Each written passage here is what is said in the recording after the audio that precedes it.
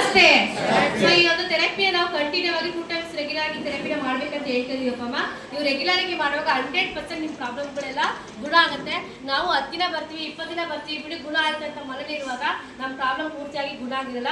ಏನಕ್ಕಂದ್ರೆ ಈ ಥೆರಪಿನ ರೆಗ್ಯುಲರ್ ಆಗಿ ಮಾಡಬೇಕು. ಸರಿನಪ್ಪ. ಅದೇ ರೀತಿ ನಮ್ಮ ಬ್ರದರ್ ಬರ್ತಾ ಇದ್ರು, ಅವರು 3 ವರ್ಷದ ಹಿಂದೆ ಈ ಥೆರಪಿಗೆ ಬಂದಿದ್ರು. ಸೊ ಚೆನ್ನಾಗಾದ್ರೆ ಬಿಡು ಅಂತ ಹೇಳಿ ಥೆರಪಿನ ಗ್ಯಾಪ್ ಮಾಡ್ಬಿಡ್ತಾರೆ.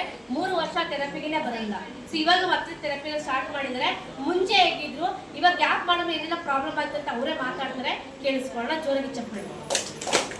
ಥೆರಪಿಗೆ ಬಂದಿದ್ರು, ಅವಾಗ ಇಷ್ಟು ಪ್ರಾಬ್ಲಮ್ ಇರಲಿಲ್ಲ ಅವ್ರಿಗೆ.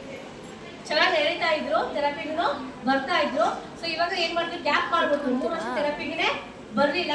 ಬಟ್ ಇವಾಗ ಅವ್ರಿಗೆ ಪ್ರಾಬ್ಲಮ್ ಸ್ವಲ್ಪ ಏನಾಗಿದೆ ಜಾಸ್ತಿ ಆಗಿದೆ. ಅದೇ 3 ವರ್ಷ ಥೆರಪಿ ಬಿಡದೇನೆ ಕಂಟಿನ್ಯೂ ಆಗಿ ಬಂದಿದ್ರೆ ಇವತ್ತು ಈ ತರ ಅವ್ರಿಗೆ ಪರಿಸ್ಥಿತಿ ಆಗ್ತಾ ಇರಲಿಲ್ಲ. ತುಂಬಾ ಚೆನ್ನಾಗಿರ್ತಿದ್ರು. ಅವ್ರೇ ಮಾತಾಡ್ಸಲ್ಲ, ಅವ್ರು ಎಲ್ಲಿಂದ ಬರ್ತಾ ಇದ್ರು, ಎಷ್ಟು ದಿನ ಬಂದಿದ್ರು, ಏನಕ್ಕೋಸ್ಕರ ಗ್ಯಾಪ್ ಮಾಡಿದ್ರು ಅಂತ ಹೇಳಿ ಕೇಳ್ತಾರೆ. ನಮಸ್ತೆ. ನಮಸ್ತೆ. ನಿಮ್ಮ ಹೆಸರು? ಪ್ರಶಾಂತ್ ಅಂತ. ದಾವಣಗೆರೆ ವಿನೋದ್ ನಗರ ಅಂತ ಬರ್ತಾ ಇತ್ತು. ನನಗೆ ಪಾರ್ಕಿನ್ಸನ್ ಪ್ರಾಬ್ಲಮ್ ಅಂತ ಶುರುವಾಗಿತ್ತು ಸ್ಟಾರ್ಟಿಂಗು. ಆಮೇಲೆ ಇಲ್ಲಿಗೆ ಒಬ್ಬರು ರೆಫರ್ ಮಾಡಿದ್ರು. ಬರ್ತಾ ಇದ್ದೆ, ಸ್ವಲ್ಪ ಥೆರಪಿ ತಗೊಂಡಿದ್ದೆ, ಆರಾಮಾಗಿತ್ತು. ಆರಾಮಾಗಿದ್ರಿ? ಮತ್ತೆ ನನಗೆ ಬರೋಕ್ಕಾಗಲಿಲ್ಲ, ಟೈಮ್ ಕೊಡೋಕ್ಕಾಗಲಿಲ್ಲ. ಎಷ್ಟು ದಿವಸ ಬಂದಿದ್ರಿ ಇಲ್ಲಿಗೆ? ಒಂದು ವಾರ ಇರ್ಬೋದು. ಒಂದು ವಾರ ಬಂದಾಗ ನಿಮ್ಗೆ ಚೆನ್ನಾಗಿ ಅನ್ನಿಸ್ತು. ಆಮೇಲೆ ಬರಲಿಲ್ಲ ನೀವು?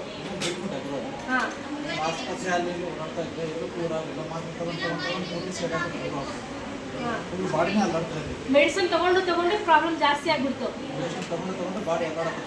ಇವಾಗ ಬಂದು ಮುಂಚೆ ಸರಾಕರಿ ಬರುವಾಗ ಇಷ್ಟು ಪ್ರಾಬ್ಲಮ್ ಇರಲಿಲ್ಲ ಬ್ರದರ್, ಇಷ್ಟಿರಲಿಲ್ಲ. 20% ಇತ್ತು, ಇವಾಗ 90% ಪ್ರಾಬ್ಲಮ್ ಆಗ್ಬಿಟ್ಟಿದೆ. 100% ಪ್ರಾಬ್ಲಮ್ ಆಗ್ಬಿಟ್ಟಿದೆ.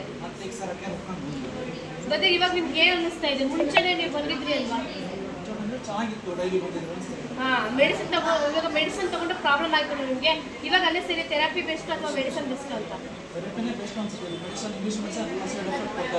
ಸೈಡ್ ಎಫೆಕ್ಟ್ ಆಗಿದೆ ನಿಮಗೆ. ಮೆಡಿಸಿನ್ ತುಂಬಾ ಸೈಡ್ ಎಫೆಕ್ಟ್ ಆಗ್ತಾ ಇದೆ ನಿಮಗೆ. ಡಾಕ್ಟರ್ ಏನು ಹೇಳ್ತಿದ್ದಾರೆ? ಡಾಕ್ಟರ್ ಏನು ಹೇಳ್ತಿಲ್ಲ, ಮೆಡಿಸಿನ್ ರಾಂಗ್ ಆಗಿದೆ ನೀವು ಕೊಟ್ಟಿದ್ದು ಅಂತ ಹೇಳ್ತಾರೆ. ಅದಕ್ಕೆ ಬೇರೆ ಏನೋ ಟ್ರೀಟ್ಮೆಂಟ್ ಕೊಡ್ತಾ ಇಲ್ಲ, ಮಾತ್ರ ತಗೊಂಡ್ಲೇಬೇಕು, ಡ್ರಗ್ಸ್ ಆಗಿದೆ ಅಂತ ಹೇಳ್ತಾರೆ. ತಗೊಳ್ಲೇಬೇಕಂತ ಹೇಳಿದ್ದಾರೆ. ಎಷ್ಟು ಖರ್ಚು ಮಾಡಿದ್ದೀವಿ? 3-4 ಲಕ್ಷ ಖರ್ಚು ಮಾಡಿದ್ದೀವಿ. ಇವಾಗ ನಿಮ್ಮ ಪರಿಸ್ಥಿತಿ ಹೆಂಗಿದೆ ಮನೆಯಲ್ಲಿ? ಮುಂಚೆ ಕೆಲಸ ಮಾಡ್ತಿದ್ವಿ.